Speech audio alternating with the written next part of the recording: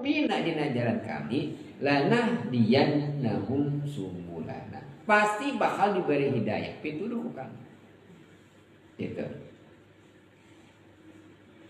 Sungguh-sungguh naon urang berjuang teh hiji perjuangkeun ku urang malawanan karena musuh urang. Arang teh boga musuh, di mana cenah musuh teh? Musuh urang teh aya nu di jero, musuh teh aya di luar. Di luar dalam musuh urang teh. Musuh anu di jero nyaeta nafsu urang. Eta musuh urang. Perjuangkeun ku urang musuh anu aya di jero. Saha? Nafsu. Pangambetna teh merangan kana nafsu teh. Dugikeun nafsu ku bangkawarana kana nafsu.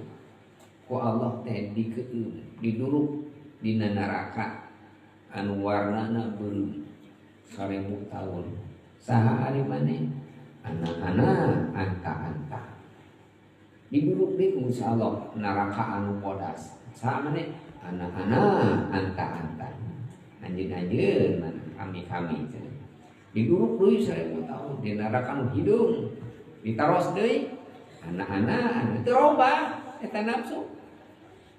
Tiasa robahna kunaon? Nafsu tidak diduru ku Gusti Allah disimpan eta nafsu di neraka jo. Di neraka lapar. Nembe robah eta nafsu teh. Nembe cek eta nafsu teh antallah wa ana abduka. Tak urang teh ieu robah nafsu teh kersaun teh ieu teh naon? Merangan kana nafsu. Supaya nafsu urang tiasa robah. Supaya urang teh ngaikrarkeun Allah teh pangeran urang, supaya urang teh getol ibadah. Kulantaran naon? Teu ngaguh kana nafsu. Nafsu nu aya dina diri urang teh kedah diperangan.